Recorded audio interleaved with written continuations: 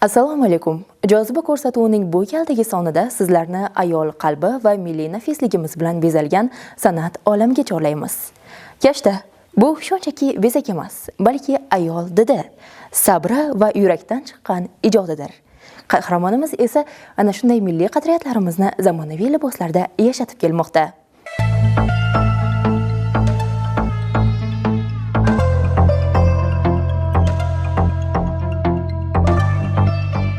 Nargiza Sherxo'jayeva o'zbek xalqining o'zligini, milliyligini saqlab qolishda o'zining munosib hissasini qo'shib kelmoqda.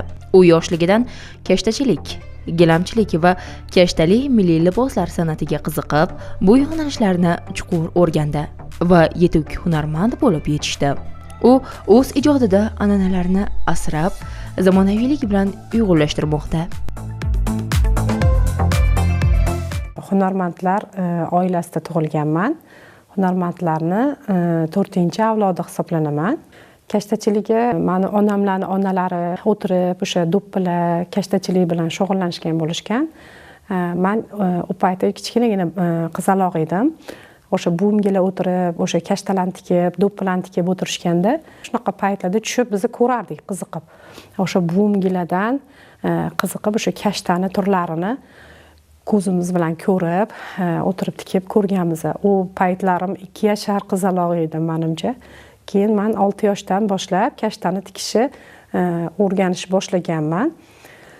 Va mana hozirgacha o'sha kashtani milliy so'zinalarimizni, uy bezaklarimizni hammasini hozirgi paytgacha yangi turlarini topib nima qilaman, qadimiy turlarini qayta tiklab o'zimni shu kolleksiyalarimni ko'paytirib kelyapman. Kashta bu avlodlar xotirasi, millat ruhi va ayol yuragining matoga ko'chirilgan ifodasidir. Kashta so'zi matoga ipni igna bilan naqsh qilib tikish ma'nosini anglatadi. O'zbek xalq amaliy san'atida kashtadozlik qadimdan shakllanib, bugungi O'zbekiston hududida hunarmandchilikning eng nafis va eng qadimiy yo'nalishlaridan biri sifatida rivoj topgan. Qadim zamonlardan boshlab xalqimiz orasida hunarmandchilikning barcha turlari, jumladan kashtachilik, patli va patsiz jun gilamchilik, adras va baxmal matochilik, milliy liboslar kabi yo'nalishlar rivojlanib, har birida o'ziga xos maktablar shakllangan. Har bir maktab o'zining rang tanlovi, naqshlarining mazmuni va tikish texnikasi bilan bir-biridan farqlanadi.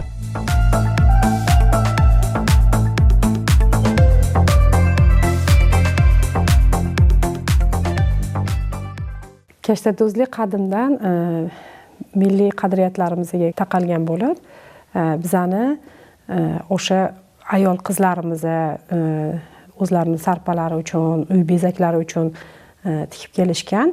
Bu 200-300 yillar avval juda ham yaxshi qadrlangan. Bu chet el kolleksionerlari butun dunyoda mashhur bizani O'zbekistonda kashtalari hisoblangan, Ninada tikilgan, Bigizda tikilgan, yo'rma kashta, bosma kashta va yarim aylana kashtalarimiz hisoblangan. Kashtalardagi naqshlar hech qachon bejiz chizilmagan. Ularda hayot daraxti, o'simliklar kabi timsollar aks ettiriladi. Bu naqshlar orqali insonning tabiat, borliq va hayot bilan bog'liqligi ifoda qilinadi. Masalan, deylik, anor nusxamiz bor, bodom nusxalarimiz bor. Qadimdan o'sha anor nusxalarimiz, o'sha oilalarimiz, masalan, farzandlarni yoki avlodlarimizni avloddan avlodga o'tib kelishi, o'sha ko'payishi degan ma'nolarni bildirgan bo'lsa, bodom nusxamiz oilada ko'z tegmasligi va bunaqa gullarning ma'nolari juda ham ko'p. Qalampir munchoq, masalan, har xil gullarga taqalgan yoki koinotdan olingan, masalan, quyosh, oy, qanaqa jamiki gullar bormi, nimalar bormi, koinot bormi, yerda qanaqa o'simliklar bormi, ana o'shalarga qarab turib, o'sha qadimiy paytda, o'sha qadimdan o'sha buvlarimiz o'sha gullarni tushirib, o'shanga qarab ishlashgan. Ipak iplar tabiiy bo'yoqlar bilan ranglanib, naqshlar rang uyg'unligi, aniqligi va sifat jihatidan yuksak darajaga yetkazilgan. Shu sababli bu kashtalar oddiy buyum emas, balki san'at asari sifatida e'tirof etiladi.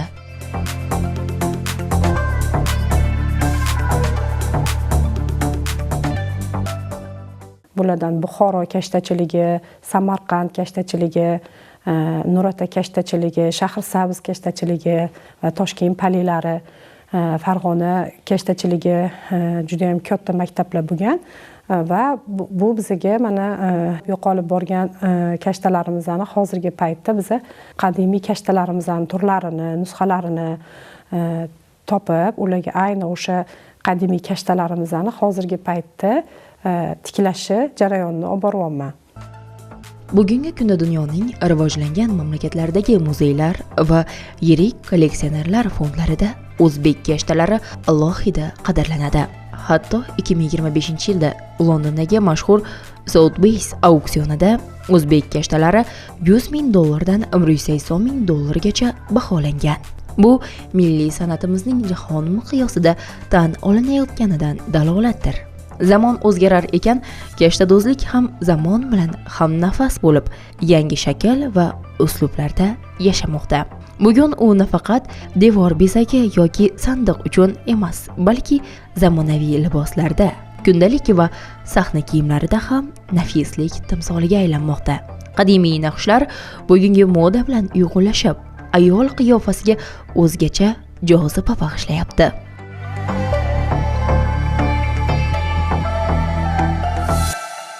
Men kashtachilik juda ham ko'p turlarini bilaman. Hamma kashta turlarini bilaman desam ham bo'ladi, chunki kashtani turlaridan bigiz kashtachiligi, yo'rma kashtachiligi bilaman qadimgi turlarini.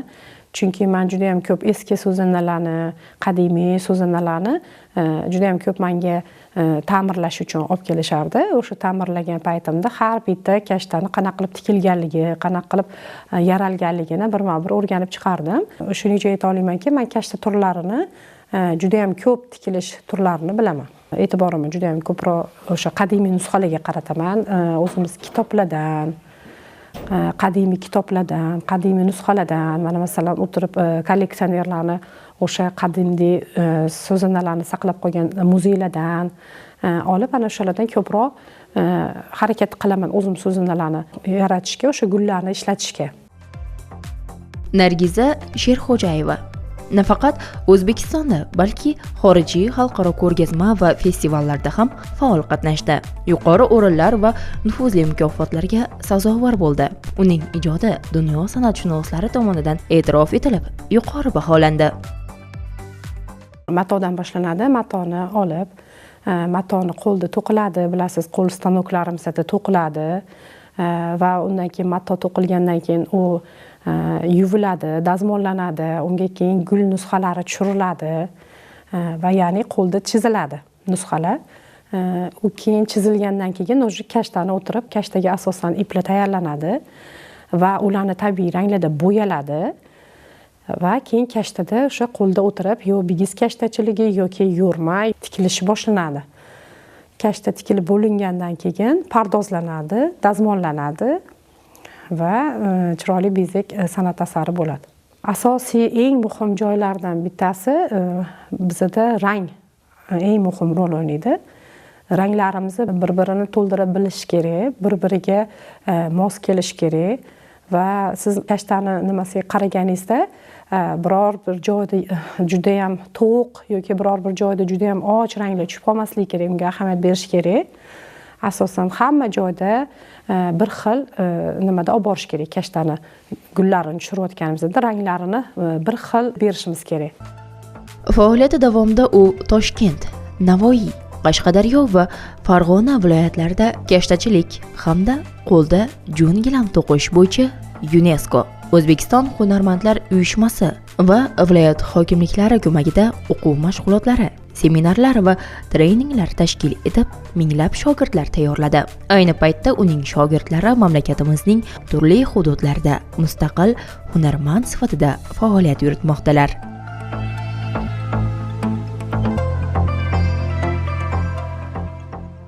Hozirda meni 1000 dan oshiq shogirdlarim bor. hatto mana shu 12 ta viloyatimiz bo'ladigan bo'lsa, 12 ta viloyatimizdan shogirdlarim bor deb ayta olaman. Chunki men o'sha kashtachilikni masalan o'rgatgan bo'lsam, qaysidir viloyatda, qaysidir viloyatga gilamchilik nimasini o'rgatganman. Xullas, kashtachilikda 3 xil turi bo'ladigan bo'lsa, gilamchilikning ham 3 xil turi bor. Qiziqishiga qarab, nimalarga qarab o'zimda o'quv markaz bor. O'sha o'quv markaziga kelib, 12 ta viloyatimizdan ayol qizlarimizga kelib, qiziqishligini bildirib, kelib o'rganadigan ayol qizlarimiz ham juda ham ko'p. Endi ularning talabiga binoan, masalan, kimdir kashtaga qiziqadi. Masalan, men kashta tikishni yaxshi ko'raman, mana shu narsani o'rgatib bering deydi. Kimdir gilamchilik bilan qiziqadi, menga gilam turlarini o'rgatib bering deydi. Men shunaqa qilib ham gilamchilik, ham kashtachilikni turlarini o'rgatib kelaman. Hozirgi paytda juda ham bu yoshlarning o'rtasida juda ham qiyin bo'lib qoldi. Agar ahamiyat bergan bo'lsangiz, shogirdlar ichida ham yoshi katta ayollarimiz sabr bilan o'tirib, sabr qanoat qilib, o'sha kashtachilikni yoki nimani gilamchilikni ham to'qishga unaqa qilishadi. Lekin hozirgi yoshlarimizda juda ham kamayib ketdi o'sha ijodiy ishlar qilishga yoki o'tirib olib sabr degan narsa yetmayapti deb o'ylayman hozirgi yoshlarimizda. O'shaning uchun yosh qizlardan ko'ra yoshi katta ayollar bilan ishlash menga osonroq. Ularning shogirdlarim orasida hozir juda ham ko'proq yoshi katta ayollarimiz. Uning asosiy maqsadi unutilib borayotgan xalq amaliy san'ati yo'nalishlari, an'anaviy kashtachilik, gilamchilik va milliy liboschilikni asl holida tiklash, ularni yosh avlodga o'rgatish va xalqaro maydonga olib chiqishdir. Bugungi kunda u an'anaviy kashtachilik va gilamchilik mahsulotlarini qadimiy uslubda, tabiiy ranglar, serjilo naqshlar hamda an'anaviy tikish va to'qish texnikalari asosida qayta yaratmoqda. Menda shunaqa g'oyalar kelib qolgan. Men bizning xalqimizda, bizning qizlarimizga qarasam, faqat zamonaviylashib ketishyapti. Milliyligimiz unutilib qolayotgan paytini ko'rdim. Keyin aytdimki, chunki ularni qaytara olmaymiz. Misol uchun, milliy kiyib ularni majbur qila olmaysiz, yo nima qila olmaysiz. Menga bitta yaxshi g'oya kelib qoldi. Zamonaviy liboslarga shu o'zimizning milliy kashtachiligimizni uyg'unlashtirib tikish nimasi keldi. Va o'sha zamonaviy kiyimlarga shu kashtachiligimizni uyg'unlashtirishni boshlagandan keyin qarasam, yosh qizlarda ham, shu opa-singillarimizda ham unga ishtiyoq uyg'ondi. Qiziqish, chunki qarasa chiroyli ko'rinyapti va sekin bu narsa urfga kirib ketdi. 20 yillar oldinga qarasak, unaqa ko'p kashtali kiyimlar kiyilmas edi. Va biz buni o'sha podiumlarda namoyish etishga olib chiqdik, ko'rsatib bildim. Va yaxshi o'rinlarni olib keldim. O'sha g'oyalarim bo'yicha o'sha kolleksiyam yaratganligim uchun juda ham chiroyli qabul qilishdi. Chet el fuqarolariga juda ham yaxshi unaqa qildi, mehmonlarimizga yoqdi. Londonda masalan bo'ldi va sekin dunyo tanishi boshladi kashtachiligimizni. Va shunga qarab ayol qizlarimiz o'sha chet elliklarda qarasa chiroyli kiyishyapti, internetlarda ko'payishni boshladi bu narsalar. Bizda ham o'zimizning qizlarimiz ham salomlariga, mana to'y hashamlarda kiyishni boshlashdi. Va hozirgi paytda juda ham yaxshi qabul qilishyapti. Bu mahsulotlar ekologik toza, sof milliy hunarmandchilik namunalari hisoblanadi. Aynan shu yo'nalishdagi shaxsiy kolleksiyasini u 2026-yil mart oyida Shveysariyada bo'lib o'tadigan ko'rgazmada namoyish etish uchun hozirdanoq puxta tayyorgarlik ko'rmoqda. Aslida men shunaqa deb o'ylayman, har bir xonadonda, har bir uyimizda masalan qizlarimiz bor, opa-singillarimiz bor, o'sha bitta oilada qiz bola borki, bitta hunar egasi bo'lish kerak deb o'ylayman men. Bu hunar bilan masalan hech qanaqa joyda qoqilmaydi yoki kam bo'lmaydi. Bitta hunar o'rganib qo'ysa, ertaga masalan mana hozir ko'ryapsiz, bora bizani milliy qadriyatlarimiz, milliyligimiz juda ham urf bo'lyapti, ayniqsa chet eldan kelgan mehmonlarimiz uchun. Hozir ayol qizlarimiz ham o'sha bitta oiladan chiqsa, masalan, shogirdlikka olib kelishadi, o'rgatib bering, shu ham menda kashta tikish anaqa qilsin yoki gilamchilik anaqa to'qisin deyishadi. O'shaning uchun ayol latofati deb o'ylayman men. Ayol kishi uyda o'tirganda ham, zerikkanda, masalan, bolasi bormi, farzandidan ortib, ishidan ortib, mana shu hunarni qilsa, o'zi ham dam oladi, ayol kishini asablarini tinchlantiradi, chiroyli san'at asarlarini yarata oladi.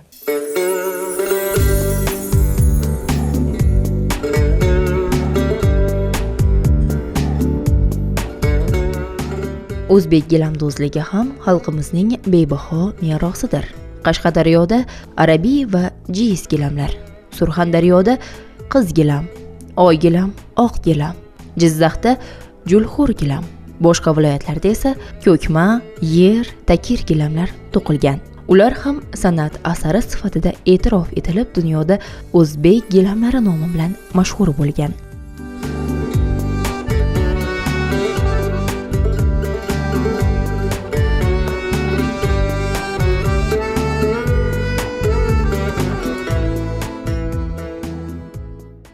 Men nimaga hunarlarning ko'p turlariga qiziqqanim, bilmadim-ku, men o'zbek milliy gilamdozligi bormi, milliy san'atlarimizdan kashtatchiligi bormi, milliy liboslarimiz bormi, adras to'qish deysizmi, juda ham qiziqaman.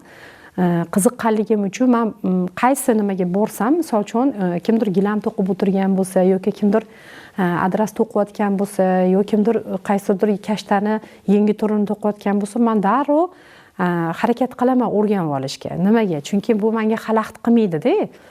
Masalan, Turkiya davlatiga bordim. Turkiya davlatidan ham ularda ayollar o'tirib gilam to'qishayotgan ekan, ulardan ozgincha o'rgandim.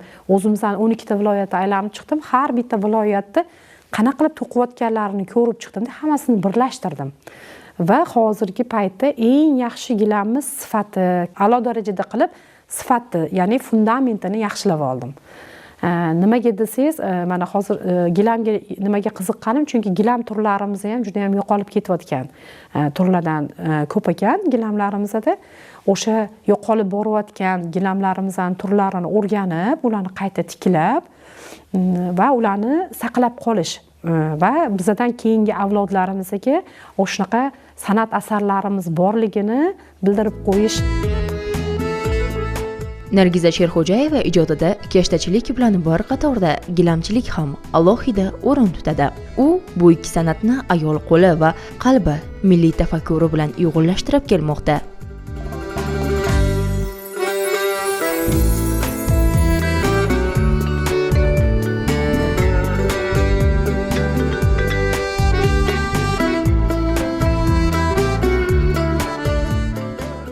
Menga onamlar aytganlar, nima qilasan, masalan, anaqa kashtachilikni tanlab, chunki o'sha hunar tanlab nima qilasan, chunki bu ish nina bilan quduq qazish deydigan gap. Ko'z nuri ketadi yoki bitta nimani tikib bo'lguningcha ancha vaqting ketadi, ko'zingni nimasi yo'qoladi va bu mashaqqatli ish. Undan ko'ra sen doktor bo'lgin, advokat bo'lgin deb juda ko'p ta'kidlardilar. Lekin men bu bolaligimdan yoki o'sha oilamizda o'sha hunarmandchilik nimalarni ko'rganim uchun, hunarmandlarning oilasida tug'ilganligim uchun men bu narsadan qaytmadim va men bu kashtachilikni o'rgandim. Hatto kerak bo'lsa bizda paytlarda unaqa kashtachilik bo'yicha ish yo'q edi yoki bir nima qilinmas edi. Men kollejga kirib ham kashtachilikni o'rganganman. Ayni shu sohada 2 yil o'qiganman kasb-hunar kollejida. Mutaxassisligi bo'yicha ish topish juda ham qiyin edi.